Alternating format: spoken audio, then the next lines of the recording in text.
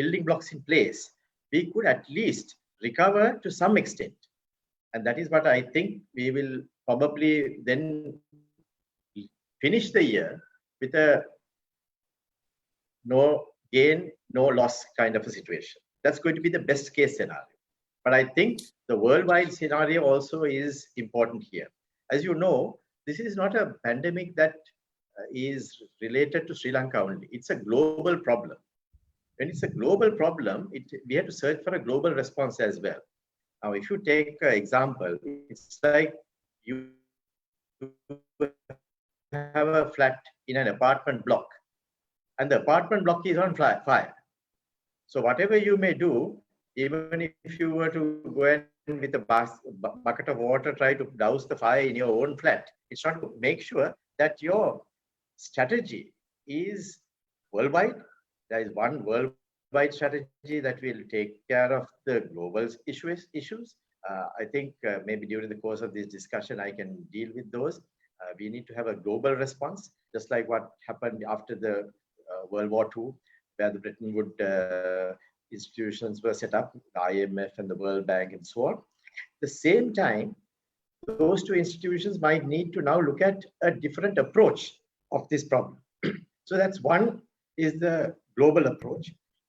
The other is a regional approach. And when I say regional, not necessarily only a region from the point of view of a geographical region.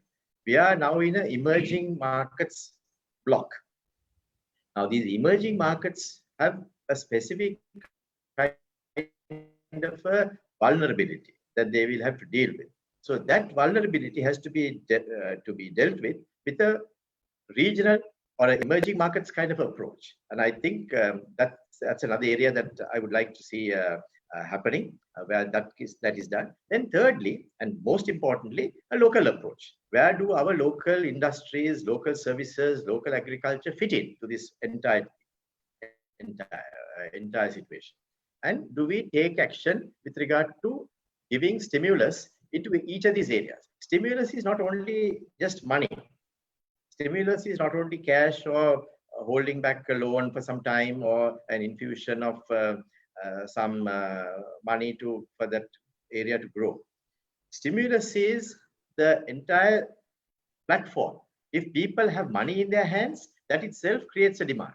So even if you give a stimulus to I'm giving an example, Nista, even if you give a stimulus to the industries or services, but if the demand is not created, with people having money to access that new type of venture, then the whole thing will fail. So I believe this is going to be a tough call, where the challenge will be how we can get this into shape. ඉතින් ඒ නිසා අපි මෙතනදී බලන්නට ඕනේ කොහොමද අපේ රටේ අපේ පළාතේ අපි ඉන්න ක්ෂේත්‍රේ රට තියෙන ක්ෂේත්‍රේ අපි දැන් ඉමර්ජින් මාකට්ස් කියලා කියනවා ඒ ක්ෂේත්‍රේ ඊට පස්සේ ගෝලීයව අපි කොහොමද මේකට මුහුණ දෙන්නේ කියලා. අපි හැම තලයකම මේ සටන ගෙන යන්නට ඕනේ. එතකොට අපි හැම තලයකම මේ සටන හරියට කරගෙන ගියා නම් මට පේන හැටියට අර මේ ධම්මික පෙර මහත්මයා කිව්වා වගේ අපි මේක බලන්න ඕනේ මේ සමූහයක් හැටියට කොහොමද මේ මැච් එක ගහන්නේ කියලා. හැම ඕවර් එකක්ම වැදගත්. ඉතින් හැම බෝල් එකක්ම වැදගත්.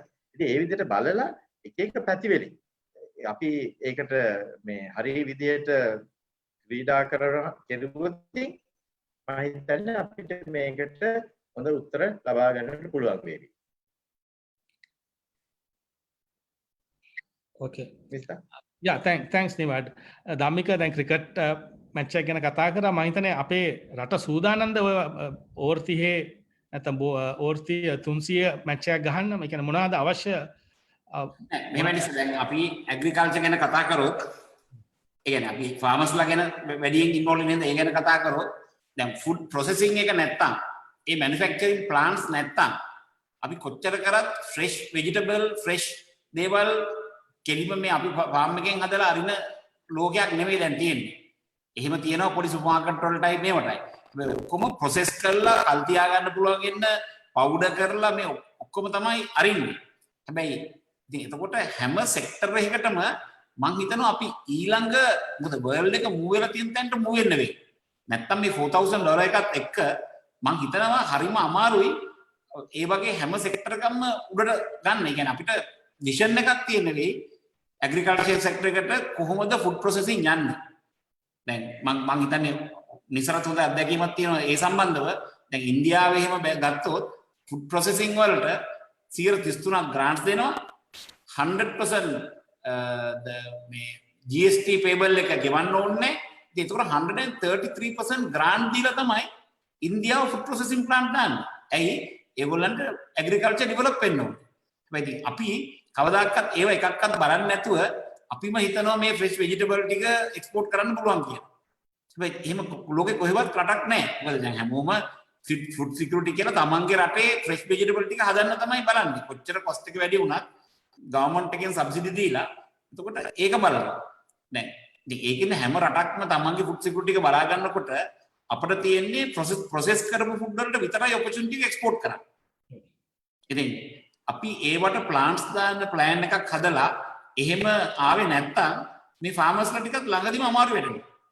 දැන් කරම්බෝලේ ඉන්න අය මං හිතන්නේ ඒක හොබි එකට වෙන්න පුළුවන්. රුපියල් 300 විතර වතුර දාලා වම්බුට කිලෝ එකක් ගන්නවා. මොකද ඩ්‍රින්කින් වෝටර් නේ අර පැලිර දාන්නේ. ඉතනට ඇග්‍රිකල්චර් බොටනිස්ට්. රයිට්? ඉතින් මේක ගෙදර ඉන්නකොට හොබි එකක් හැටියට හොඳයි. ඒ කියන්නේ හැමෝටම කොළඹවල ඉන්න අපි දැන් මේක අහන් ඉන්න අය ඔක්කොම වවලා ඇති. ඒක ඉතින් හොබි එකයි මේ හිටපු ලොක්ඩවුන් එකේ ස්ට්‍රෙස් එක යන්නත් එක වයිෆ් එක්ක ගිහිල්ලා පොර ටික දාලා කඩන් ආවම ඒක හොඳයි. හැබැයි ඔගේ අන්තිමට ඔගේ කිලෝ එකක් ගන්න ගෙදර තියෙන ඩ්‍රින්කින් වෝටර් වතුර බිල බැලුවාම ඒ රුපියල් 300 දාලා ඉවරයි. ඒ කිලෝ එක ගන්නකොට. ඉතින් දැන් ඒවා හොබි පැත්තට තියන්න හොඳයි. හැබැයි ෆාමින් ඉන්ඩස්ට්‍රි එක කියලා කිව්වහම අපේ 7.4% තමයි GDP එකෙන් තියෙන්නේ. හැබැයි 25% යැපෙන්නේ මේකේ. ඉතින් 25% යැපෙන මේකට අපි එෆෙක්ට් එකක් දාලා මේ ප්‍රොසෙසින් ෆැක්ටරිස් ටික දාලා ඒකට ફોකස් කරපු ඇග්‍රිකල්චර් එක එනකම් මේ ෆාමර්ස්ලා ගොඩ යන්නේ නැහැ නිස්තර. ඔව්. ඉතින් එතකොට ඒ ෆාමින් ඉන්ඩස්ට්‍රි එක. එතකොට 125ක් මම එතනින් කතා කරලා ඉවරයි. දැන් ඊට පස්සේ ගත්තොත් මැනුෆැක්චරින්. ඇයි ලංකාවට මැනුෆැක්චරින් අවශ්‍ය? ඉස්සර දැන් අපි 1970 අහලා තියෙනවා අපේ ලිටරසි රේට් එක 96%. ඒෂියාවල තියෙන බෙස්ට්ම ලිටරසි රේට් එක. මොකද්ද මේ ලිටරසි රේට් එක කියන්නේ? කියවන්න පුළුවන් එක. ඒ කියන්නේ ටවුන් එකකට ගියාම අතරමං වෙන්නේ නැතුව ගෙදර එන්න පුළුවන්. කියන්නේ බෝඩ් එක කියවන්න පුළුවන්, බස් එකේ බෝඩ් එක කියවන්න පුළුවන්, ලේන් එකේ බෝඩ් එක කියවන්න පුළුවන් ඒක. But today is a functional literacy rate. අපේ එකේ functional literacy rate එක ලංකාවේ 38%. ඇයි?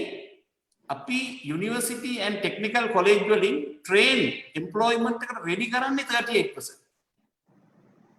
එතකොට data අරන් බලන්න university වල output එකයි technical colleges වල output එකයි training ඔක්කොම 38%.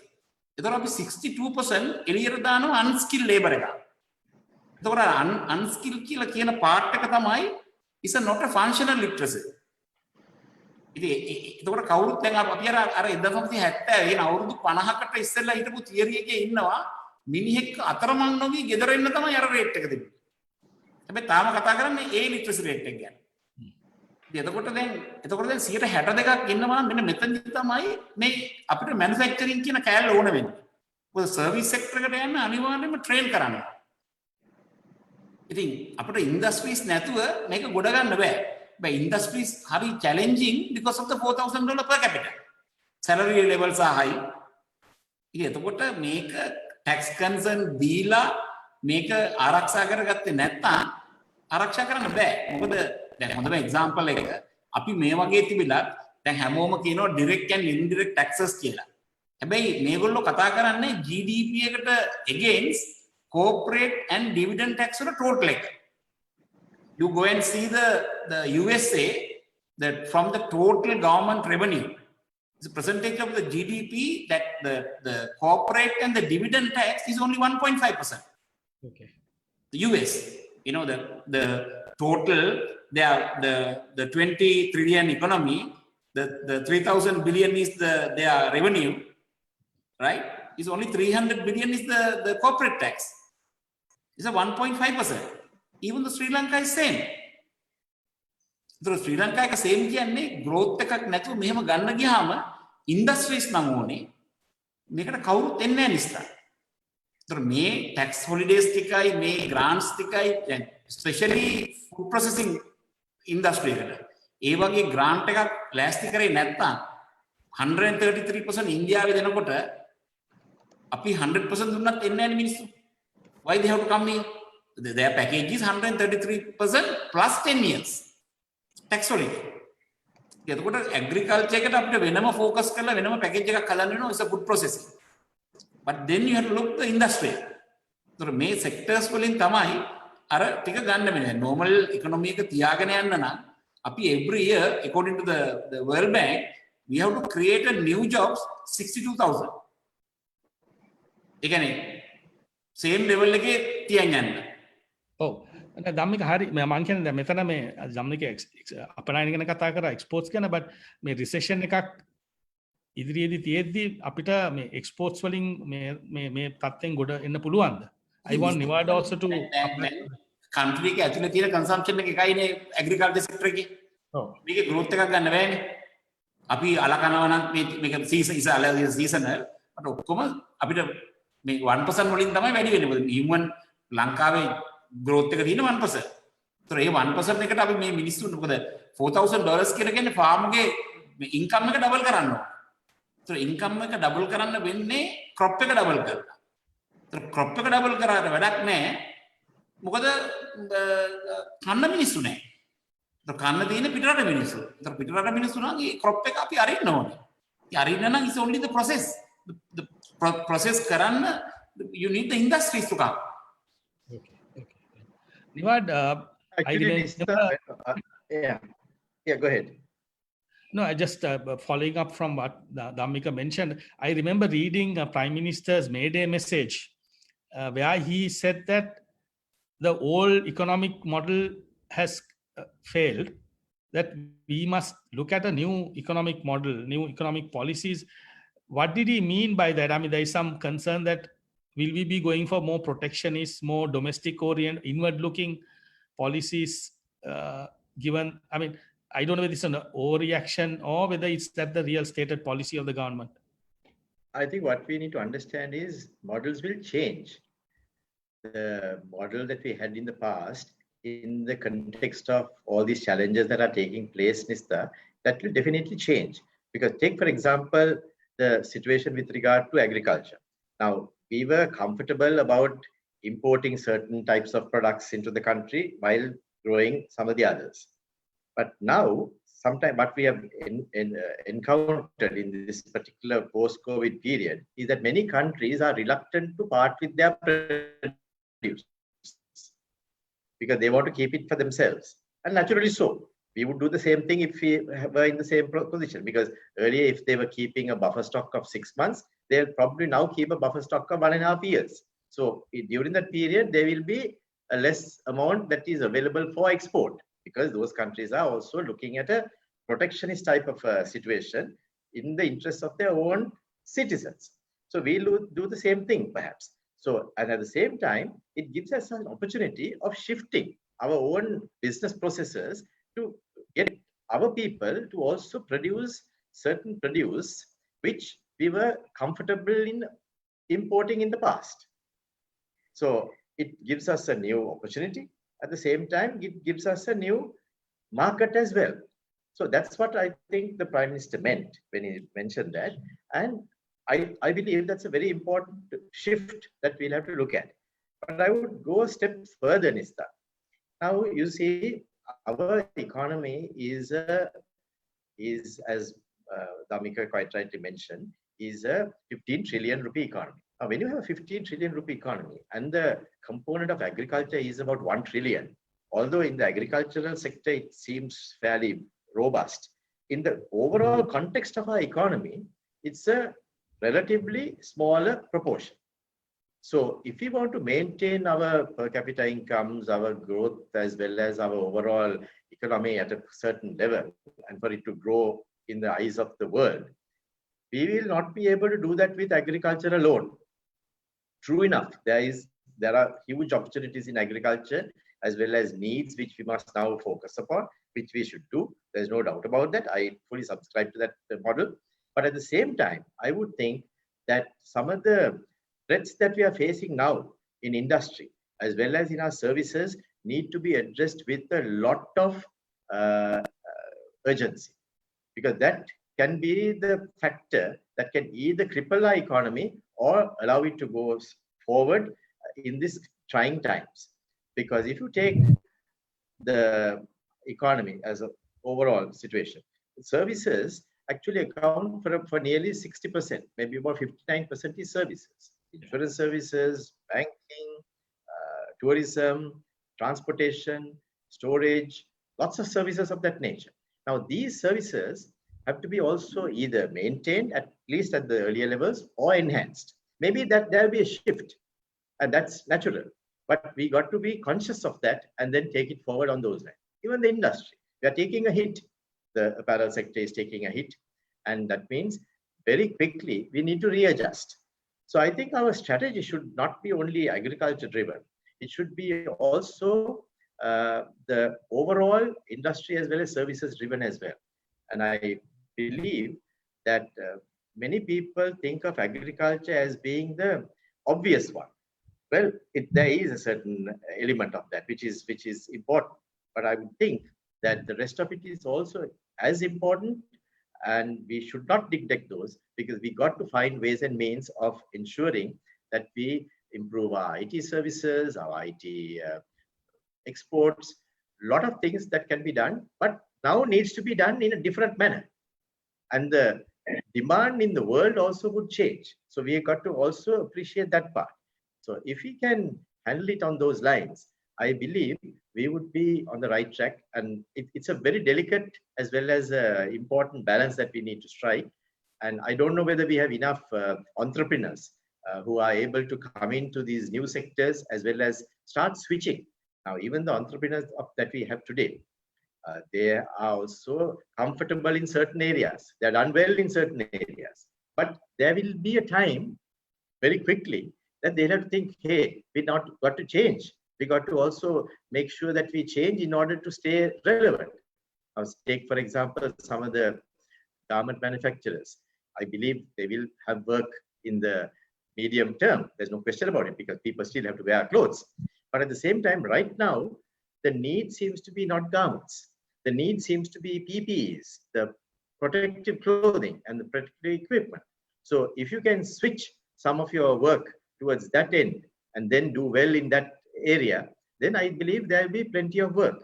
So how you switch and whether you can switch fast is important. They say the new norm in the world is not how big you are, but how fast you are. How quickly can you adjust? How quickly can you move from one sector to another sector? So I think that's an important factor for us to be looking at. And if we can get that right, I believe we can also get our act together quickly. And that's what we need to do now. මේ ධම්මික නෑ just a question. දැන් අපි සීනි කර්මාන්තය ගත්තත් අපි දැන් හැම රජයක්ම කියලා තිනවා සීනි කර්මාන්තය ගොඩනගන්න අපිට අපි මම හිතන්නේ මිලියන 300ක් විතර අවුරුද්දකට ඩොලර් මිලියන 300ක් විතර වියදම් කරනවා සීනි ආනයනය කරලා. ධම්මික හිතන්නේ මොන වගේ ප්‍රශ්නද තියෙන්නේ? මේක තාමත් අපි කිරි කර්මාන්තය ගත්තත් සීනි කර්මාන්තය ගත්තත් ඔය ප්‍රශ්නේ තියෙනවා. දැන් මෙතන import restrictions වගේ දාලා තියෙනවා මේ අවුරුද්දේ foreign exchange manage කරගන්න. ඉදිරියේදීත් මං හිතන්නේ මේක තව අවුරුද්දකට විතර යයි. එතකොටත් මං හිතන්නේ ආනයනය කරන හුඟක් දේවල් නවත්තන්න වෙයි. එතනක් තියෙනවා මේ agriculture products උත් තියෙනවා එතන. දැන් මෙහෙමයි දැන් මම ආයි agriculture එකම පටන් ගත්තම මම ඇයි ඒක කතා කරන්නේ මේ $4,000 එක 6,500 ගෙනියනකොට මේ 25% මේ agriculture sector එකකින් leave කරන එක මේක අඩු කරන්න වෙනවා අඩුම ගානේ 17% වල. ඒ කියන්නේ දැන් ඉන්න future ළමයින්ව farming වලට අරින්නම බෑ. ඒ කියන්නේ ඉන්න අයව විතරයි තියන්න පුළුවන්. ඒතර එහෙම ඇරියොත් විතරයි future එකේ අවුරුදු 5ක් විතර යනකොට අර 25% එක අඩු වෙන්නේ.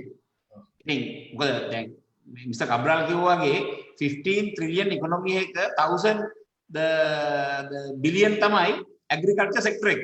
මේක මොන labor percentage එක වැඩි නේද? and no ඒක තමයි මම කියන්නේ rural 25% families live කරන්න ඒකකින් තමයි මම වැඩිපුර කතා කරේ. හැබැයි size එක ගත්තොත් මේ GDP growth එකට help කරන එක ගත්තොත් 7.4%. ඒතර 7.4% එකක් අපි කියමුකෝ 20% වලින් grow කරා 20% වලින් grow කරා total economic grow වෙන්නේ 1.5 ඉතින් ඒකෙන් අර එන impact එක එච්චර අඩුයි හැබැයි අර ජීවත් වෙන්න ඕන හින්දා මිනිස්සු ජීවත් කරවන්න ඕන හින්දායි හැබැයි future අර අපි 25ම continue කරොත් ඒ කියන්නේ දැනුත් අපි උගන්වන්න නැතුව ළමයි ටික farm එකකට ඇරියොත් මේක huge problem එකක් වෙනවා මොකද agriculture කියන එක $4,000 පෙන්නට පස්සේ සාමාන්‍ය දැන් US වගේ රටක් ගත්තොත් 1%. දැන් 1% වලින් මේ 8% එකේ output එක ගන්නවා. දැන් ඉතින් අපිටත් ඇත්තටම කරන්න තියෙන්නේ හොඳම දේ තමයි මේ ළමයින් education පැත්තට දාලා මේක මේ productivity එක වැඩි කරොත් මේ product එක වැඩි කරත් අර export එක ඕනේ. ඒ පැත්ත. හැබැයි දැන් ඔයා ගත්තොත් sugar එක ගත්තොත් මේ sugar එක මේ land ලොකු කර්මාන්ත වලට දෙන්න එපා ඔක්කොම කියන මේ peoples වලනේ protect කරන්නේ. ඒතර එක පැත්තකින් protect කරනවා අනිත් පැත්තෙන් ඕනේ කියනවා. ඒතර ඒ කියන මං හිතන්නේ නැහැ sugar factory එකක් ගහන්න තව 3 years විතර යයි ගහනවනම් ඔය lands ටික දීලා ඔය වගේ වැඩක් කරන්න මොකද මිනිස්සු ගන්නකොට political parties එක පැත්තකින් අනිත් පැත්තට උසි ගන්නවා. ඉතින් කවදාකවත් ඒ job එක කරන්න හම්බෙන්නේ නැහැ. මම හිතන විදිහට කියන්නේ කවුරු හරි ඇවිල්ලා මේකෙන් at least $300 million එකකින් $100 million produce කරන්න පුළුවන් නම් ලොකු දෙයක්. මේකට land එකක් දෙන්න බෑ කාට හරි. ඒතර ඒ land එක දීලා මේ වැඩ ටික කරන්න at least take another 3-4 years if somebody is interesting. අනිත් මේ කිරිගොවියන්ගේ ගත්තා same problem එක. මොකද අපි ගොවි දැන් මේකේ chicken and egg situation එක. දැන් අපේ මේ තනකොළ ಜಾති මේ ලංකාවේ තනකොළ වවන්න නැතුව හරක් ගේනවා. ඉතින් ඒතකොට තනකොළ වවන්න නැතුව හරක් ගෙනාවම හරක් අර නිකන් normal තනකොළ කාලා බඩ ගිහින් මැරෙනවා. මේ ඉන්නේ farm වල ඉන්න හරක්. ඒතර මේක ඇත්තටම මේ ගොවියෙකුට මේ දෙන්නෙක් තුන් දෙනෙක් බලා ගන්න පුළුවන් જાති හරක් නෙවෙයි. මේ අර හයිබ්‍රිඩ් හරක් ටික ඒගොල්ලන් farm එකක දාලා ඒ type එකේ තනකොළ දෙන්න ඕනේ. ඉතින් ඒ type එකේ තනකොළ දෙන්න ඕනේ අනිත් එක ඒ type එකේ weather එක තියෙන්න ඕනේ. ඉතින් අපි වැරදි weather එකකට දාලා අර අනිත් තනකොළ දුන්නාම ගේන හරක් ටික මැරෙනවා. දැන් කියන්නේ ලෙඩ හරක් ගෙනාවා. ලෙඩ හරක් ගේන්නේ නැහැ. හොඳ හරක් ගෙනල්ලා මේ ලෙඩ හදලා මරනවා. ඉතින් ඒ කියන්නේ තනකොළ ටික වවන්නෙත් නැත්තම් weather එකත් හරි නැත්තම් ඒතර ඒකින්ද ඇත්තටම opportunity එක තියෙන්නේ up countries වල ලොකු farms හදන එක විතරයි. හැබැයි ඒක හදන්නත් නිසා මම අර ආයි කිව්වා වගේ world එකේ අනිත් තැන් වල grants දීලා මේ ඔක්කොම කරනකොට තමයි මේ කිරි price එක අඩු. නැත්තම් මේ වගේ දැන් grants නැතුව කරොත් මේ කිරි price එක 3 ගුණයක් වැඩි කරන්න. land එක සල්ලි වලට අරගෙන factory ගහලා තනකොළ සල්ලි වලට ගත්ත land එකේ වවලා මේ ඔක්කොම කරොත් කිරි price එක කවුරු 3 times කියවන්නේ නැහැ. මේක හැමතිස්සෙම මේ දෙක ඉවලුවේට් කරන grants නැතුව මේ price එක තියාගන්න බෑ නිසා. ඒක තමයි මේක වෙන්නෙම නැත්තේ. Okay. Right. Thank you. Just we'll wrap up this on the economic side as to in a situation where there is likely to be negative growth. I mean, and tourism may not really bounce back till December or beyond December. That's the forecast. I think we have few options such as agriculture, construction to generate this kind of growth. Do you agree with that thinking, Nivad and Dhammika? I mean, what do you think would be the quick industries or sectors that can really produce that kind of growth in the next 12 to 24 months? I think the important thing here is, Nista, as far as those areas which are affected, to hold. You have to hold those. Okay. Because the time will come for it to do well. I know. So sometimes if you damage it beyond a certain level, then it's very difficult for them to get back. That is why I think the industrialists, the business people, the companies have to be protected to some extent. Sometimes the word protection is not very well received by certain people. But I think if you want to make sure that the fabric remains stable, you got to protect it for some time. And the government will have to step in for that. And the government will have to find ways and means to protect it and then take it forward so that when the good times come, those are still relevant and being able to do something. At the same time, this overall fallout from this COVID has told us that there will be certain differences in which the world will function in the future. ලෝකයේ ඉදිරියේදී කටයුතු කරන විදිහ වෙනස් වෙනවාමයි. එහෙම වෙනස් වෙනවා නම් අපිට සිදු වෙනවා ඒ වෙනසටත් හැඩ ගැසෙන්න. We have to prepare ourselves to that change as well. So two things will have to happen. One is hold on to what we have with certain adjustments so that we can be relevant when the time changes, but at the same time make use of the changes that are taking place so that we shift and reposition our businesses to be able to enjoy that benefit as well. මෙතනදී මේ වැඩ දෙකම සිදු වෙන්නට ඕනේ. We have to do both. That is අපි කොහොමද කරලා අලුත් තැනට යොමු වීම සඳහා අපි අපේ කටයුතු හදගස්ස ගන්නට ඕනේ. ඒ සඳහා අපි ඒ තීරණ ගැනීමදී හිතා බලන්නට ඕනේ කොහොමද අපි ඉදිරියට යන්නේ කියලා ඒ පැත්තෙන්. අනිත් පැත්තෙන් අපිට දැන් තියෙන චැලෙන්ජ් එකට මුහුණ දෙන්නට යම්කිසි කාලයක් අවශ්‍යයි. ඒ කාලය තුලදී අපේ තියෙන මේ ව්‍යාපාර රැක ගැනීමට අපිට අවශ්‍ය වෙනවා.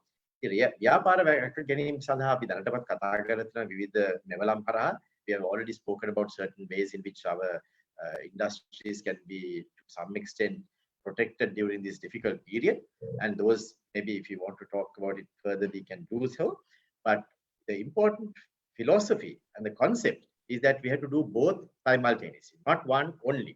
So if we do that, we will still be able to make sure that the growth can take place even for the future. I think as we talked earlier, this year is going to be a very challenging year, and if we can even eke out a small percentage growth, it will be a great bonus. But I don't foresee that taking place with ease.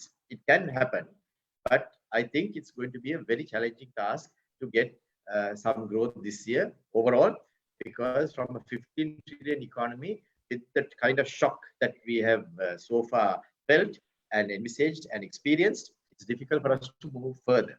But having said that, I think if we can protect ourselves to be in a situation where we can enjoy from the next year onwards, then we would have done well, and that's how we should fashion our economy over the next few months. Yeah, Mr. Yeah. I see from world leaders that they are coming with a more honest assessment that recovery will take time, get ready for tough times. There's kind of announcements coming. But I think we had an announcement from President Rajapaksa saying that he was confident that the economy can be revived. And, he was talking about attracting FDIs, getting tourism. And shouldn't you prepare the nation for tougher times ahead? And, in advance saying, look, we will have negative growth this year. Can you adjust? Rather than trying to create some false sense of hope when you know exactly that things may be, you can't even make any assessment. Mr. The Prime Minister and the President is not telling like that, right? Everybody will give the negative thinking. We cannot live like that. The leaders have to take the positive steps, right? Because some sectors, I will give you a good example, the education sector, right? Mama COVID එක මගේ project එකක් තිබුණා DP education maths උගන්වන project එකක් video content වල YouTube channel එකක් හරි. හැබැයි මම මේක ඩිසෙම්බර් වල අරින්න හිටියේ. හැබැයි මම කර්ෆියු දාපු ෆස්ට් ඩේ එකම තියෙන කන්ටෙන්ට්, ඒ කියන්නේ 33% 34% විතර කන්ටෙන්ට්ස් තිබුණා. It's a 5 hours 5000 hours recording. ඉතින් ඒකෙන් 1500 hours recording තිබුණා. මම ඒක දාලා මම YouTube channel එක පටන් ගත්තා. දන්නවාද ඊයේ දවසට 55,000 students YouTube එකේ DP education එකේ maths ඉගෙන ගන්න. හරි, එතකොට ලංකාවේ ඉන්න බෙස්මම ටීචර්ව දාලා මම උගන්වන්නේ. දැන් ඔයා හිතනවාද ආයි maths වලට ලංකාවේ ප්‍රශ්නයක් වෙයි කියලා? ඒ කියන්නේ maths උගන ගන්න මම හිතන්නේ ආයි ප්‍රශ්නයක් වෙයි කියලා. ඔයාලට බලන්න පුළුවන් මම මේ සිකුරාදාට launch කරනවා DP Digital University. බයි ඒකේ ගියාට පස්සේ මුළු ලෝකෙම තියෙන free online courses වලට එන්න වෙන්න පුළුවන්.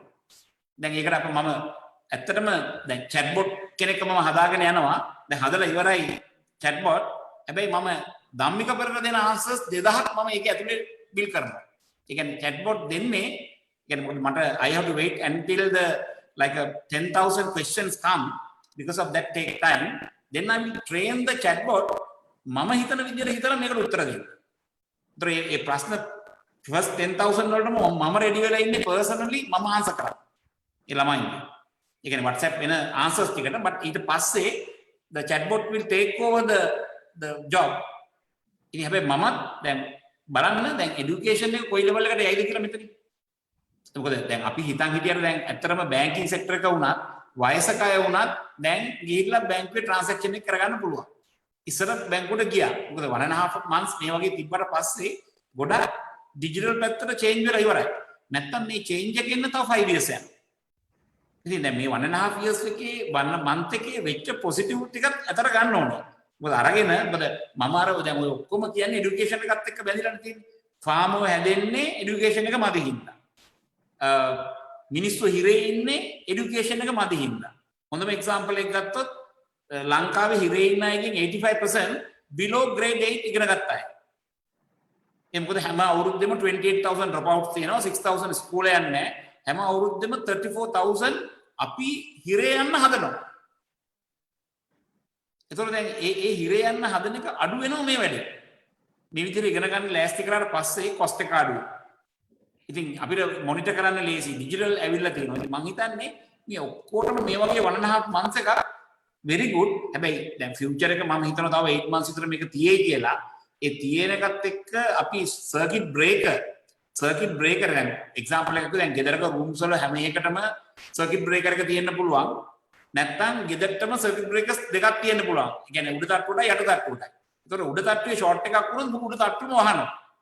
හැබැයි හැම කාමරයකටම සර්කිට් බ්‍රේකර් එක ගන්න තිබුණා නම් කාමරේ විතරයි වහන්නේ. ඒ වගේ දැන් අපි කියමුකෝ මේකේ next 8 months වල වෙන්න පුළුවන් දේවල් තමයි ස්පයික් එනවා. So spike එකහම ලංකාවේ මිනිස්සු පැනික් කරනවා හැමෝම පැනික් කරනවා.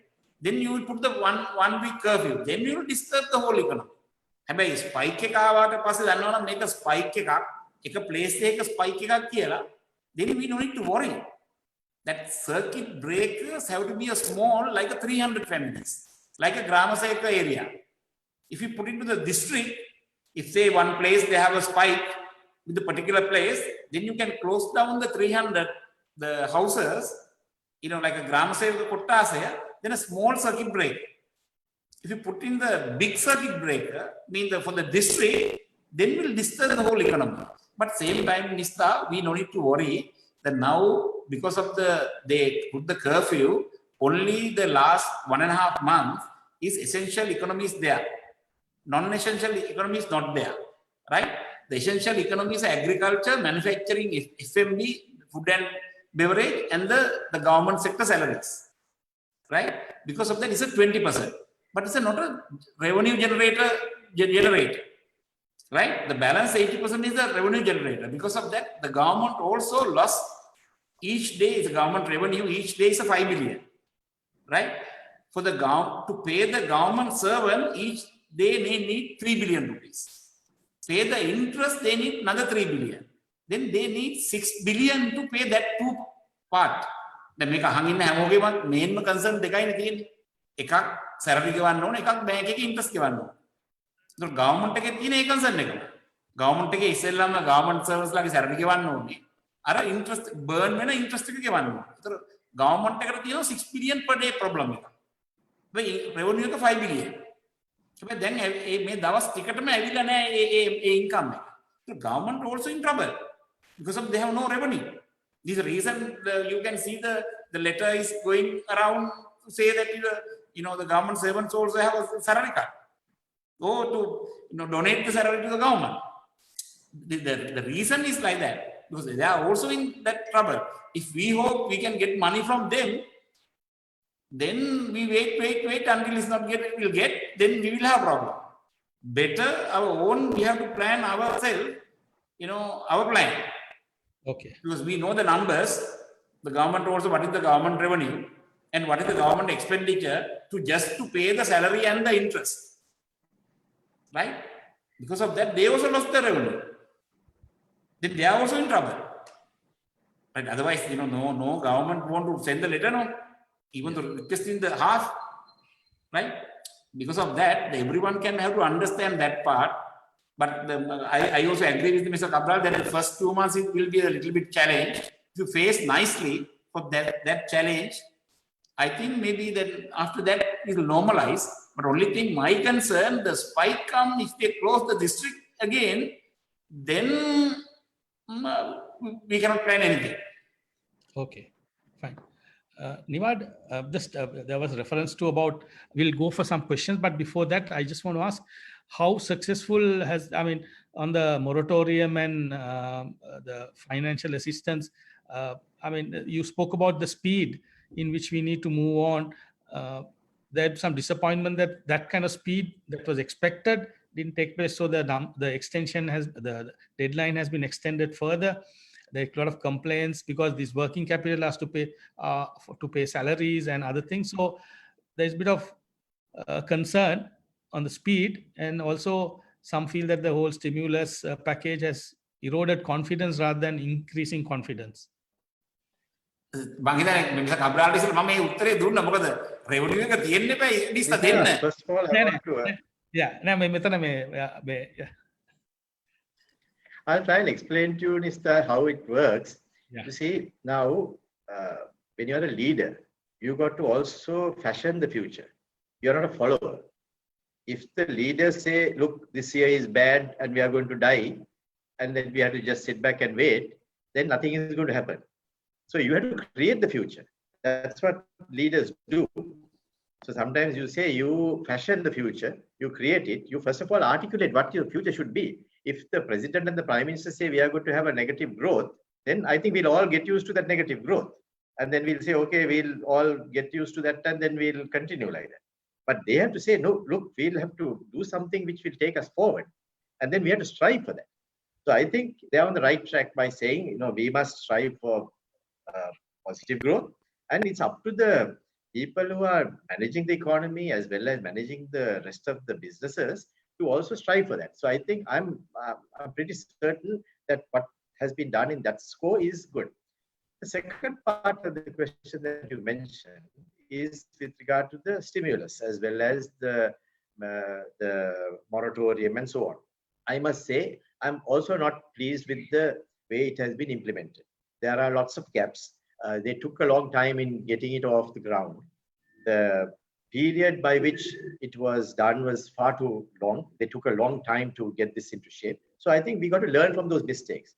Next time round, now those fortunately were the responses to the downturn in the economy that had taken place. And it was too slow. It was not clear enough. It didn't get right down to the banks as well as the finance companies so that it could get implemented.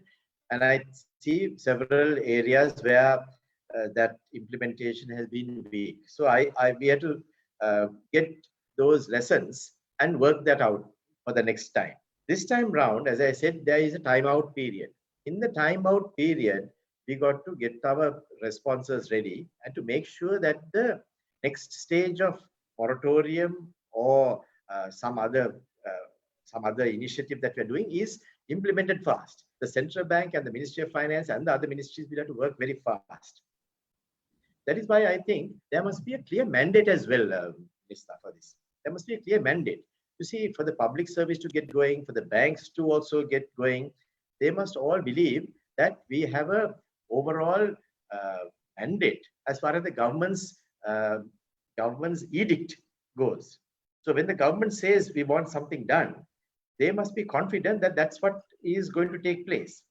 So in a way, these are all connected. And I would like to see the election being held so that there is a clear mandate being given by the people. So whichever government, it can be any government, but hold the election, have the government in place, because you need a very strong government at this stage for the public service to respond, for the businesses to respond, for investors to have clarity, for the world to know Sri Lanka is open for business or whatever the stage that the Sri Lankan government is saying, that needs to have clarity.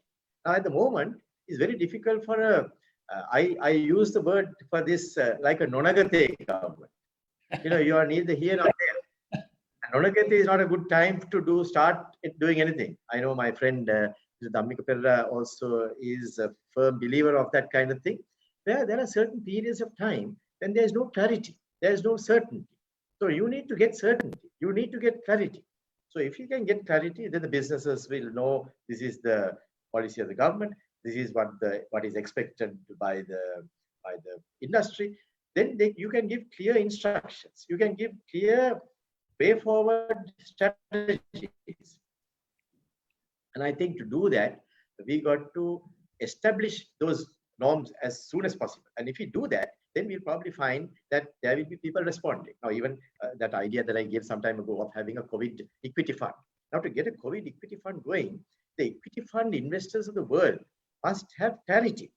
There must be a very clear statement made, which you know is going to hold water, because that is with the powerful support of the government. Now, even if you were to have a moratorium today, that moratorium will be weak as the current interim government that we are having.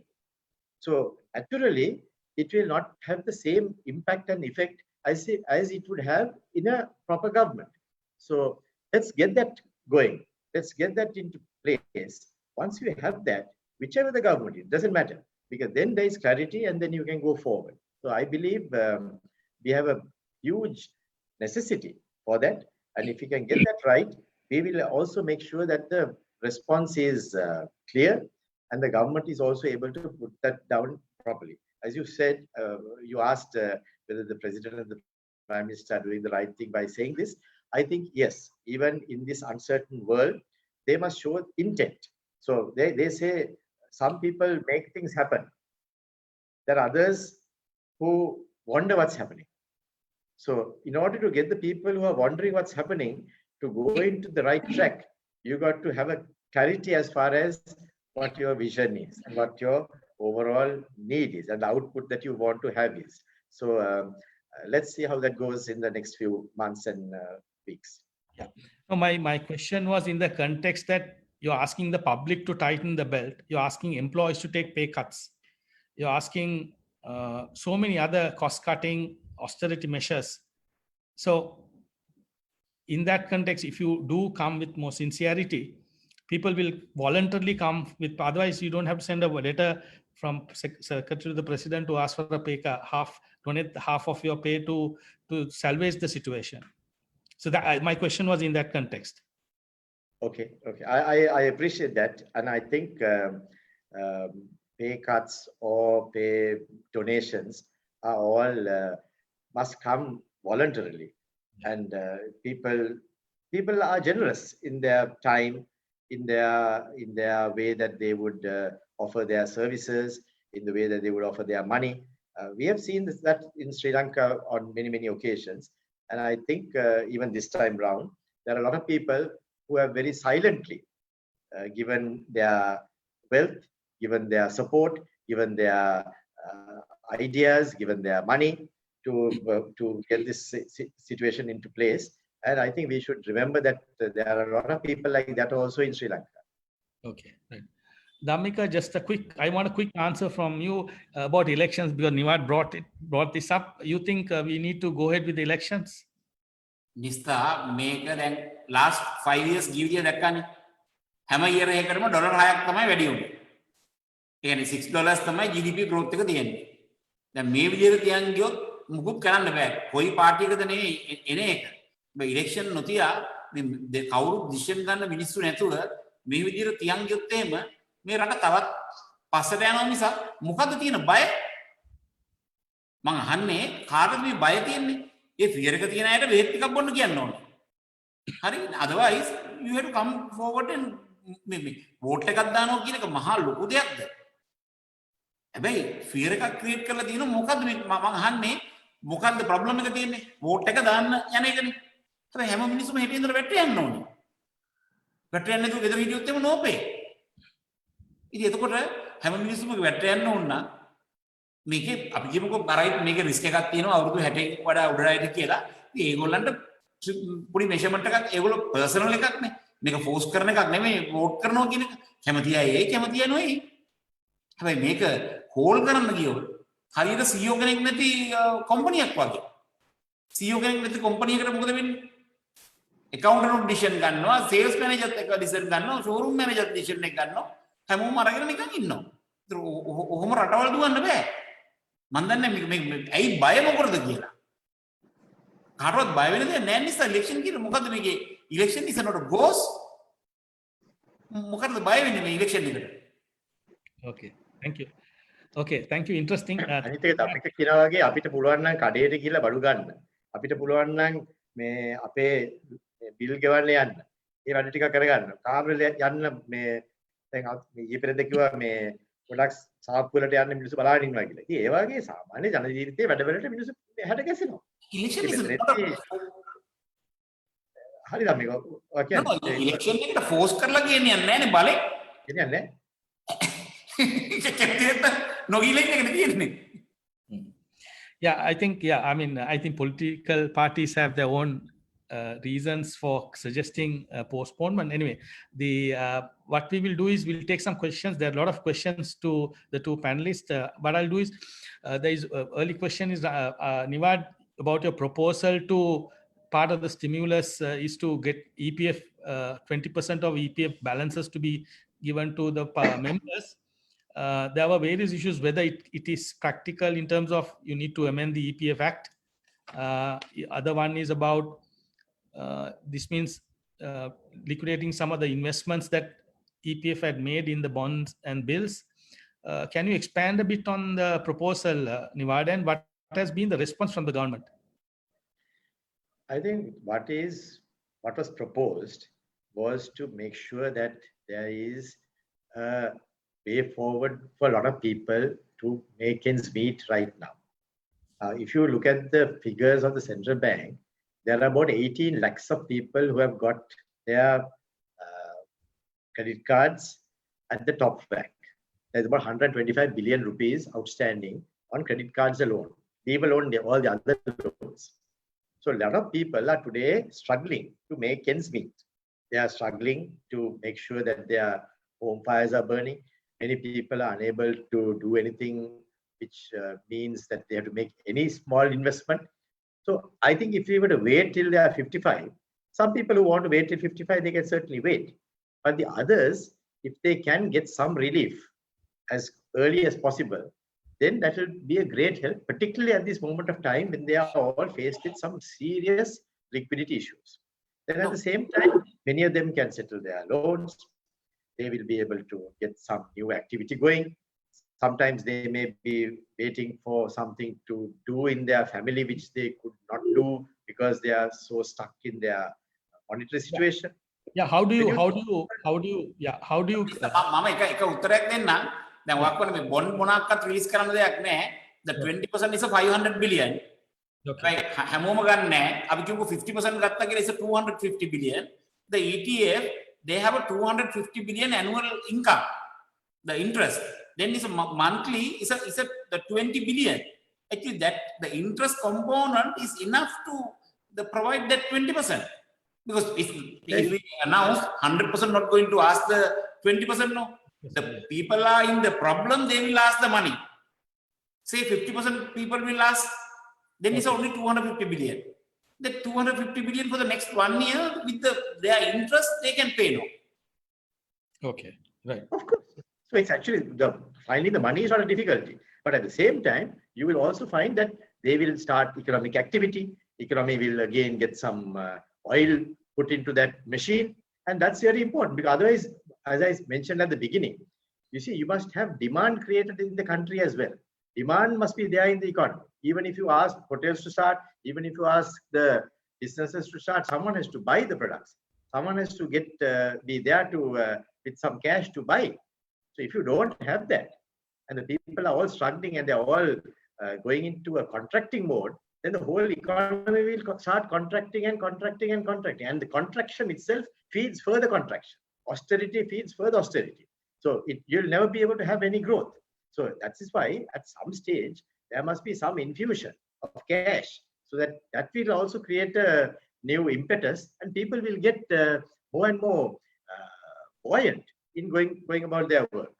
So I think it's necessary to, if they don't like it, I don't know what prompts it, because sometimes I think people don't like ideas coming from others as well. So that's also another problem. So, well, I think at this moment, you have to shed that. You have to see what is the merit or demerits of an idea. And there may be certain ways in which you have to do it. As Dhammika quite rightly mentioned, there is an easy way of doing it as well. Why won't they look at it? So I think in due course, when there's clarity as far as governments are concerned, as far as way forward is concerned, I think some new out of the box way has to be thought through. Otherwise, if we just sit back and do whatever we have been doing in the traditional method, Nista, I think we are all set for some very, very difficult times. Okay, okay, fine. Just the one question is, there are a few questions about the debt service challenge. We are having a sovereign bond redemption coming up in a few months' time. What plans you think there is success in terms of appealing for multilateral support, Niwad? I think the multilateral support appeal should not come from an individual country. It must come from emerging nations. It must come from developing nations. It is not a problem that is peculiar to Sri Lanka. Yes. It is a problem that is faced by the entire set of countries which are having this difficulty. Now, if by some chance these countries were to fail, the failure will not be only theirs. The failure will have serious repercussions on the advanced countries as well. So the advanced countries must realize that. The IMF must realize that. The World Bank must realize that. The G7 countries must realize that. Because if these countries fail, that will have an impact on them as well. And the whole global economic structure can be at risk. So that is why I think it needs to be looked at from a global point of view. And I feel that time has come to do that as quickly as possible. Then at the same time, I think going forward, we need to find a way in which this can be implemented. This can not necessarily be only one country's problem. And then that's why the IMF must call up meetings where all these institutions can come in, make representations, and a very quick meeting, perhaps like what you are doing today in a webinar form or some other form that can be put in place quickly. These views must be got and then a position paper taken forward. Because unless we do that in a collective manner, we will not be able to have this going for the future. So hopefully, we will see that taking place, and I'm confident that the world will search for a global idea to take this forward. And if we do that, I have a feeling that this will be the change that the world is looking for. That change is essential. And if that change can be put in place, we will have the new global structure that will protect all these countries as well as the more advanced countries as well. So the debtors, as well as the borrowers, all will be protected. Coming to the point with regard to the specific bonds, yes, Sri Lanka is having sufficient money in its reserves, international reserves, to be able to meet this bond that is maturing in October 2020. I think it's $1 billion. Sri Lanka has about $7.2 billion in reserves right now. And even if there is some erosion in the next few months, there'll be plenty remaining in order to be able to service that amount.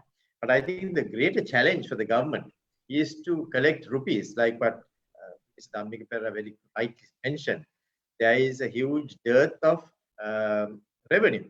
So when you have less revenue, you will find that it is not easy for the government to have sufficient rupees to be able to purchase the dollars which will be needed to settle these loans. But that's a challenge that the government will have to face. And that's why I think by that time, if the governance structure is in place properly and with authority, the government will be able to take the necessary steps to make these things happen without too much of a concern being felt by the investor community. And we need the investor community. Going forward, Sri Lanka needs the investor community, not only from the fixed income groups as what we have done so far. We need to now also access the equity markets, equity funds. So if you are going to do both, we got to make sure that our confidence levels are maintained. And to do that, Sri Lanka will have to pay this bond.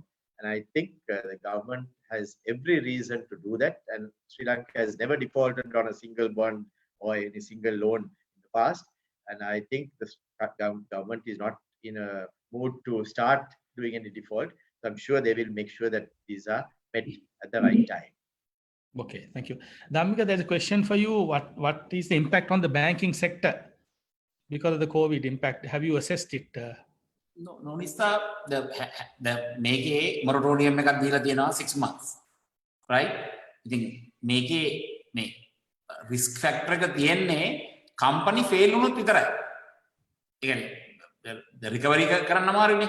ඉතින් අපි හිතන්නේ we have been rising NPLs even before COVID. We had a rising NPL situation even before Yeah, COVID. but now the government also allowed for the 6 months moratorium. Yeah, that's right. Then the people will have money. Even though now I think central bank also, because earlier if the people have a 5-year loan, reschedule also they put into the non-performing. That's right. Yeah. Because sometimes we can take the interest and no need to take the capital. Then we can give another 5 years to pay capital, right? That loan also they put into the non-performing. Because of that, is bank was in the trouble. Now they are flexible. Because of that, I think maybe the future the people will have more flexible type of banking. Mean only we can take the interest and the capital we can postpone. Earlier we don't have that facility. The people are in trouble, we have to push them to take the capital also. It's no point, that bank, the duty to give the money, even though they can pay 10 years or 15 years, only the variable with the interest rate, then they have no risk factor. Earlier, I will give the good example. I gave the loan for the student, right? The 1.7 million without interest for 5 years. How I asked the university to pay 40% to us, discount the package.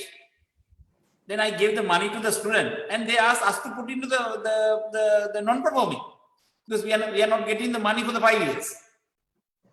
That they have nothing because we are paying the quarter payment to the university, right? And they have a 40% discount. Because of that, we have the interest part from that 40%. That is enough money for us to recover that interest for the 5 years. Only then the payment will start after 5 years. But that payment also they put into the non-performing. Because of that, after that, the bank staff, they don't want to show that kind of a thing. They stop the loan. Finally, the student will suffer. But even the same way, here, the people have problem, then they can pay the interest, and the capital they can postpone. But I think now central bank understand that part. Because of that, I don't think because people have to worry to pay the capital, they can pay the interest and they can postpone the loan for the next another 5 years or whatever it is until they're comfortable. But NISTA always, they have a green companies. Mean the business is going to be a good. Then some companies going to be the ember. They will struggle a little bit. But some industry like the hotel for this year, they will struggle. They're in the red zone. I think the garment factories and but same time is the oil price came down because that benefit also with us, right? The import restriction also there because of that things also with us. Say we have 3 million people working abroad. Even though 300,000 people lost the job, is only 10%, right? Then the foreign remittance maybe 7 billion. My prediction is 10%. 300,000 people will lost the job. It's a 10%. You have to calculate the total number with the percentage. Otherwise, if you scared, say 50,000 people are coming, then foreign remittance will, no. We can afford to have a job loss up to 300,000. Then the 10% is the 700 million. I think overall, the balance of payment is last year is 1.8 billion. This year can be a 1 billion. Better than the last year. Okay.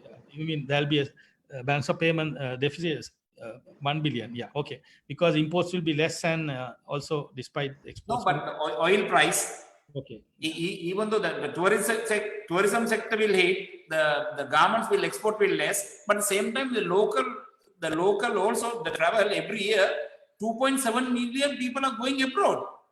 That money also is inside the country. It's also foreign exchange, no? Fine.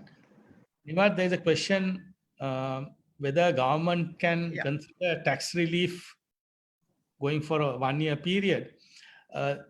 With all these things, there's a question about whether we can there is fiscal space to give all so much of tax relief, and also the issue about printing money to finance some of the commitments. Can you comment, being a ex-central bank governor, there's a lot of criticism about excessive printing of money and also the fiscal space to continue to extend the tax relief. 3 questions. Other one is about this confusion on the tax reductions and revisions, which we have been talking for the last 4-5 months. That's an Indian revenue problem. Yeah. Yeah, I think there is very little fiscal space available. There's no doubt about that, because many businesses are struggling and many are finding it difficult to make payments. And that problem didn't occur after COVID. That problem actually started or was there for some time. But in the year 2019, although the government expected to get 2.2 trillion, they ended up getting only 1.8 trillion. Even though the percentage for taxes was high, the final result was very low tax revenue because of the fact that most of the businesses were struggling. So that situation had to be rectified, and as Dhammika quite rightly mentioned, some stimulus had to be given, and that was the stimulus that was given. That stimulus is no longer going to be a further stimulus post-COVID. So because of that, we got to have a period during which some new type of activity has to be given. So that's why I think we got to now not burden the businesses anymore with further debt. The more debt you give to businesses, the bigger their struggle would be. I think they need to make sure that they are supported with some kind of a equity infusion. That's why I suggested that a venture capital kind of a companies as well as institutions are being wooed in order to get new funds to come into the country, at least 150 to 200 billion rupees, which will ensure that these businesses can be given support from the point of view of equity. Now, that is easier said than done, but there are many institutions in the world who specialize in debt capital, and many institutions in the world that specialize in equity capital, and another set of companies in the world as well as investors in the world who specialize in venture capital kind of investments. So we got to ascertain which group we are going to access and then work on those. And I am confident that if we do it right, we should be able to get those funds to come into the country so that we can support all these businesses that are struggling today. It will also mean that they will be able to pay the debts due to the banks to some extent, which means the banks also become liquid, and that will be a win-win arrangement for everyone. With regard to your point, with regard to money printing is a phenomenon that sometimes has to be resorted to by governments as well as lean on central banks in order to go through difficult periods. It's like you going and getting an overdraft, Nista, in a time that you see some revenues coming in the future, but you have some difficulty right now. And in order to support your liquidity, you go and ask for some kind of a facility. So money printing, the treasury bills that the central bank issues to itself at the government's request is actually the money printing that we're talking of. Now, because I know that this is a popular question, I prepared for it as well. And I looked at the money printing during the last 5 years, or rather the last 6 years. Data is there in the central bank annual reports as well as weekly indicators from 2014 August only.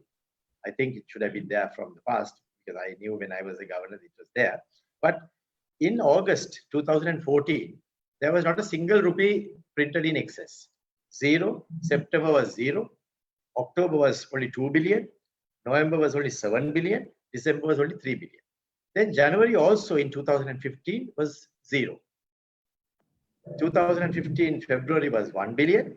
Thereafter, the situation has started 65, 68, 49, and so on. So anyone can access this and see.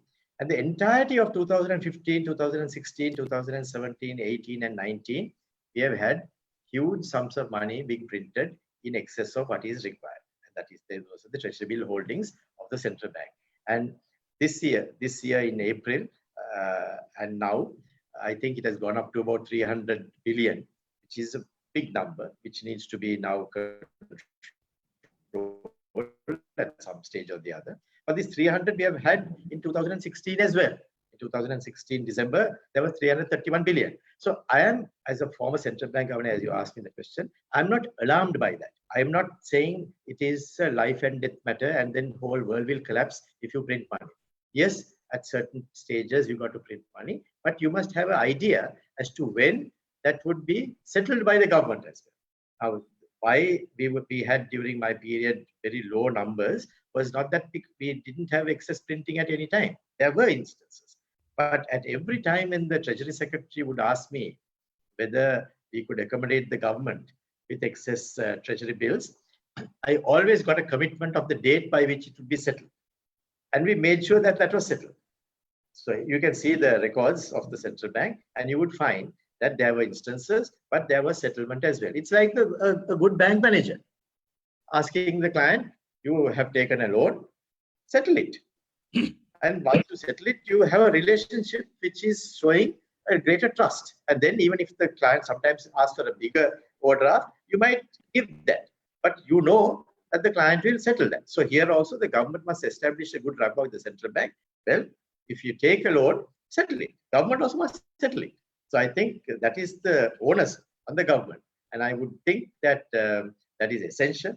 And hopefully between this Treasury Secretary and the current governor, there will be that kind of a relationship where the Treasury Secretary will borrow, but the central bank will make sure that the money is returned and that the greater impact that will be caused to inflation and so on is not going to be felt by the economy if that persists. So that's a challenge, Nista, and I would expect that to take place, and hopefully that would happen in the next few months. Yeah, the consolidated fund has been on an overdraft situation for years and years. So maybe there have been overdrawn, Treasury has overdrawn and not settled.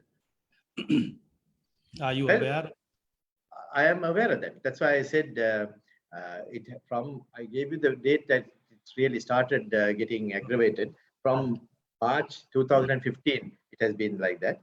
But if you go through the records during the time that I was the governor, we would have had temporary instances of that going up, particularly during the time of the war.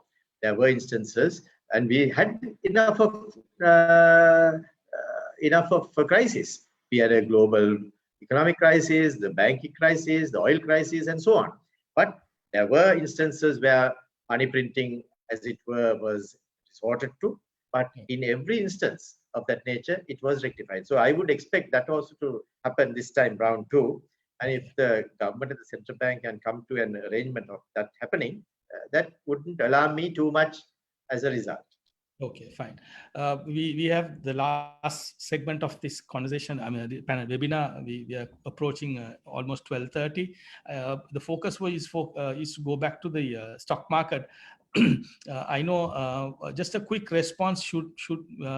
Was it sort of justifiable that the stock market was closed for 6 weeks, Nivad and Dhammika? Do you justify that decision when the bond markets were open, other markets were open? No, Nista, because that people cannot see that with the curfew, the future what is going to be. From tomorrow, when they open, I think everybody is positive because they know that they can do the business, right? Because of that, from tomorrow with the situation, I think maybe I don't know when they are going to make, but now is the time to think. But before, with the closed environment, with the curfew, then there were no prediction when the curfew going to be lifted. I don't think the government side decision is good. But from today, tomorrow, then you have to see. Until today, I can justify. Yeah, now tomorrow, though it's opening up, I just saw alert saying that the Health Director General has said not to operate the public service buses. So we have one. I don't know. This is the reason you have to see what is the size of the circuit breaker. Yeah. What time. No, I'm talking about the confidence level coming back to resume. Nivad. Yeah, I'll respond too. Let me say this: I'm very, very happy that the market is going to open. Okay. Because that might tell you what I feel. I have always taken the view that markets will sometimes be challenged, but you got to let markets operate. What if we didn't have a tea market? what would happen to the people who want to sell tea? What would happen to the people who want to buy tea? Even if the tea prices are up or down, the market must operate. Market has nothing to do with the prices. Market has nothing to do with the buyers and sellers alone. Market is only the marketplace, just like Manning Market or like Dambulla Market. If the Dambulla Market is there, people will come, and if they don't want to bring goods, they won't bring goods. If they want to keep the potatoes at home or their beans at home and not come to the market, that's a different issue. But the market, for it to be credible, must be open. So I am personally happy that even though late, that the market is opening this stuff, because markets have to open, and markets can meet their own needs, and buyers and sellers will decide at what price they want to transact business. There'll be one price for whatever products, and they can go ahead. So I think markets being open is a good thing. And when you look at markets, if we do have a few minutes, I might just take you through a few of the tips that I would like to give investors in the market, but maybe after Dhammika has also responded. I think right now, it's a good lesson for us. Markets are institutions that only provide the space for buyers and sellers to meet. I mean, we learned that in the first lesson in our economics book. What is the market? And they will say some markets are perfect, some are not perfect, but whichever way it is, markets are important. Otherwise, you cannot transact business. So I'm happy that the market is open. But this first few days might have some challenges, but as Dhammika quite rightly mentioned, people will find their own levels. Sometimes they might think, okay, just because the market is open, that means it's a good thing. And there may be people who are willing to sell, but there may be people who are willing to buy as well. So let's see how that works. And I'm personally happy that that opportunity is there for people to once again transact business. And once they start doing that, we will see there'll be a lot of confidence coming back into the economy. And that's very, very important. Can regulators look at some stock force selling? Can there be some relief given for the fact that there were 6 weeks of or 7 weeks of no market closure? Can there be some financial relief given to the stakeholders, market participants? Can there be, or you feel that that's a fair? Markets must let the markets come up and recommend something, Minister. That's important, because if the investors feel that there must be some benefit to be granted, I think there is a need for the markets themselves to develop it. That's what we call free markets. So what does the market recommend? Does the market, you see, when there is good times, the markets don't come and ask the government for anything. So when there is bad time also, markets must lock that into their overall systems. What do they want? What happened that they need some support? So whichever way it is, I think it's important for them to also play a proactive role. And let's see what they come up with. And there must be a request made for that. So I think before the government jumps the gun and says, okay, we'll give you this relief or that relief, let the market come and say, this is the relief that we would think we should have. And this is how much it will cost. This is how we want it financed. And let them come up with an idea as to what they feel is the best way to go forward. Because then we'll see the true private sector spirit coming in. Because that's what we have been always searching for. Okay. Dhammika, I like to ask this question. I enjoy asking this question. Given the valuations, will you be looking at acquisitions, new acquisitions in the market in terms of, mergers and acquisitions? Are you, is it the right time to get in?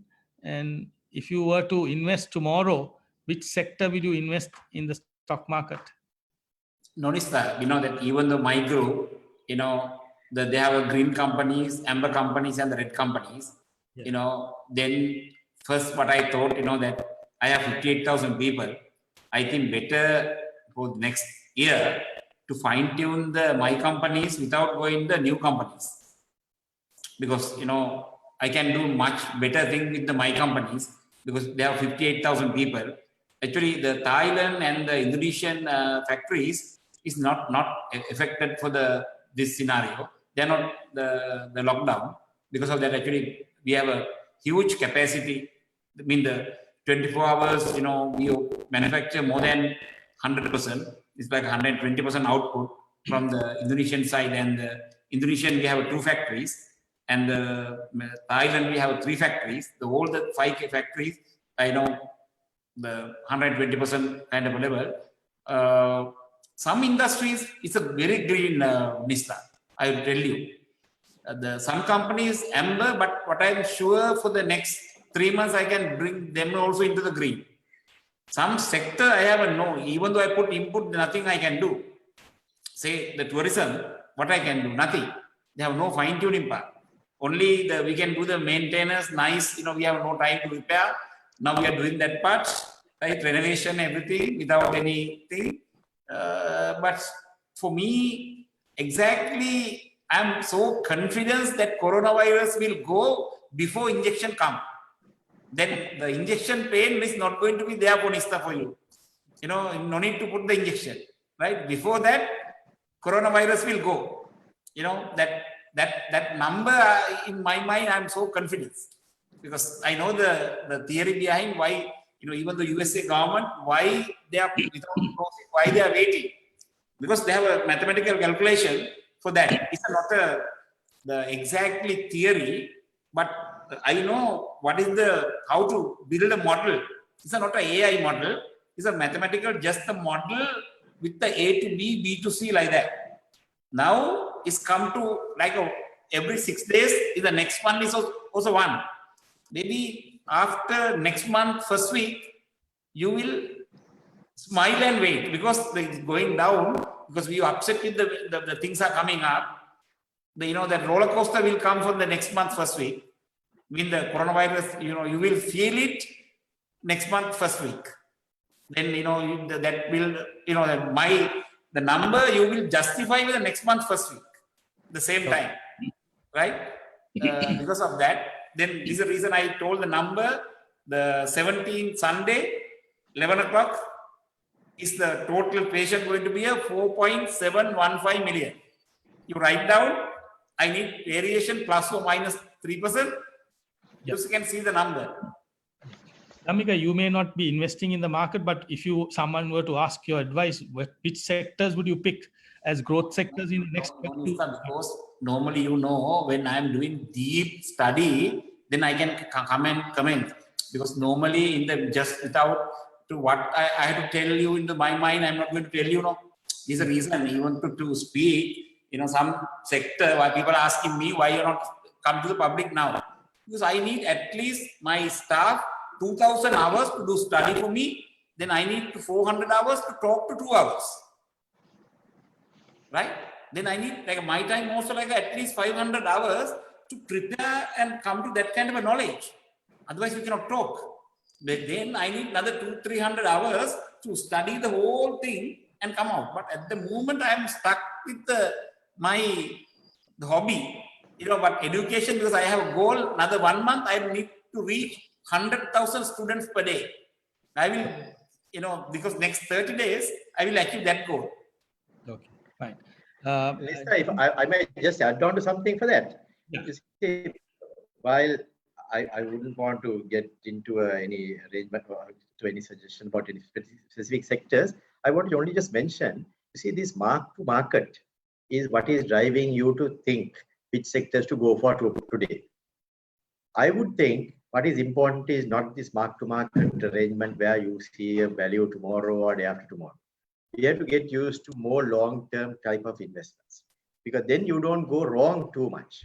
You still might have some instance where you will go wrong, but this investing at a time when you are in turmoil really is something that you should do with a long-term focus. If you think that I will invest today and tomorrow it will come down or it will go up, then that is not the way to look at proper investments. Even in times that markets are going down, a lot of people make money because you are averaging out your cost. If you buy, if you are buying, you are most probably finding that your average is coming down further and further. And in a market that is going up, if you are selling small parts of your portfolio, you are realizing your profits. So I think what we need to understand is that the whole idea behind the stock market needs to be changed in Sri Lanka. Many people think of it as a gamble where you go in and then you sell something and make a little profit one day. And if you lose, you look at some person to find fault with because you lost some money. You must take a long-term view and go forward on that basis. If you do that, you will find that you are taking a 4 to 5 year horizon. And you must also invest funds in the market that you know you can commit for a longer period of time. If the money that you're going to have for breakfast, but you need to pay for breakfast tomorrow, you're going to invest today, you're in trouble because you don't know how much it will realize. And there are different types of instruments for that. If you want a fixed income, you must go into the fixed income market. If you want to have a erratic income, but you might make extraordinary profits, you may go into the equity market. If you want to have super profits, sometime you might go into the venture capital market. So it all depends on what your appetite is. So I think we are mixing up appetites here. So little by little, maybe you are one of the most respected editors of a newspaper which is business oriented. That kind of a philosophy must also be now enunciated within the public of Sri Lanka, that when you are investing in these different types of instruments, these are the risks, these are the returns, and this is the type of time horizon that you should look at. And if we can start doing that, I think some lesson that we have learned from COVID can then be instilled into the minds of investors as well. Mr. That what I told, in my office, I am not going to acquire, but sometime tomorrow, one of my managing director come and says, I want to buy this company, then I have nothing to say because I have to agree with it, right? So that is my office, I am not looking, but sometime my managing director, one of the company's chairman, come and suddenly come to my office and tell I want to buy this company, then I have nothing to say. I have to say, oh yes, right? Don't give that part, but my office is not looking. Yeah, okay. The head office is not looking. Huh? The head office is not looking. Not looking, yeah. Okay, thank you. We need to wrap it up, gentlemen. Thank you very much. I want both panelists to give you perhaps final statement as to how optimistic, how confident are you that Sri Lanka will make this opportunity, get it right in this another opportunity that is before the nation to get growth right, get smart growth right, fix other problems and all that. Niwad, I'll start with you. What's your own confidence level and how do you see it? I have always been optimistic. Avoid creating the future, and that is important. If we can think what our future should be, and then we work towards that, there is a much greater chance of achieving that future than if you don't have a plan. Now, I think coming out of this difficult situation, we got to also think, where do we want to go? We want to get out of this current situation. And as Dhammika quite rightly mentioned, over the last 5 years, we only grew by $6 a year. And in the past, the period before that, we were growing at least by $250 a year. So $6 a year is a very low base. So that tells you, okay, that's a low base. And then now we should now search for some results that will take us forward fast. I would like to think of this new challenge in that fashion. We have a low base. We have got, of course, a very, very difficult situation to be in. First year may be tough, but beyond that, maybe something that we should be able to paint in a canvas that will make us go forward. And I would like to approach it in that fashion and then move forward with some clarity also in mind. And for that to happen, I'm very, very keen that there is an authoritative government in place. Authoritative, what I mean is that the authority of the government is clear, because if we can have that only, we can attract investors. We cannot go out into the world and say, hey, this is our policy, come and please invest with us, if we don't have a clarity as far as the policies are concerned. So I think it's important for the whole country to understand that we need to have a proper government in place for us to go forward. If we have that in place, then we have the ability to go to the world and say, this is our policy, this is what we should do, and help us to do that and be a partner with us in going forward. To do that, we must have the proper building blocks in place, which is one most important thing in the election. And with that, we must have a proper economic plan. Not only the economic plan that the president has enunciated so far has to go forward, but also a recovery plan, a revival plan, which both must go together. And if we can get that in place, then we'll have an optimistic future. And I think we have every reason to believe that we can be optimistic for the future. Okay, thank you. Dhammika? No, Nisa, because this government, the president and the prime minister working hard, right? They're working even to Saturday, Sunday. It's not like earlier. Earlier only they work 6 hours, Saturday, Sunday off, holiday, right? I need, the leaders to work, like me. Then I think any problem, can sort it out. Without working, then finished, Nisa. Because of that, that I know that the president and the prime minister are working. Because of that, that ability is enough to, give a confidence for me. That's the only main thing I'm looking, no? Is working, good. Is not working, is bad. Right? Because of that, I don't think Nista is, that for the country, this country is not the small, is 87 billion total GDP to manage is like, the small company, no? Because of that, I don't think it's going to be a big problem. I think people have no need to worry also, but only thing some sectors, people have a problem, but they also have to think when the COVID problem is going to be over. According to that, they have to plan. But I think today the people are not going to trust the COVID going to be over another 8 months or 10 months.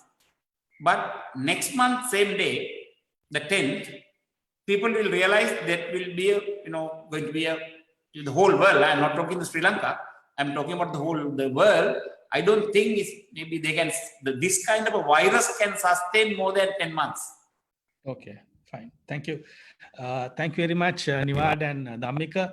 On behalf of the SC Securities and the Daily FT, we are grateful for your time and fairly frank comments. I know it's a public forum, so thank you very much for being very bold and forthright, as well as fairly thought-provoking ideas were shared. So thank you very much for both Nimad and Dhammika. And I'd like to thank the SC Securities team for partnering with the Daily FT in carrying out this webinar with very important and popular personalities in Sri Lanka. So thank you very much. And for webinar participants, there were a lot of questions. I hope we will find some other time to raise some of these questions, but maybe SC Securities and Daily FT will see how best we can communicate some of the ideas shared in the webinar. So thank you very much and have a good day. Thank you. Thank you, Nista. Thank you for SC Securities. Thank you. Thank you very much. Thanks.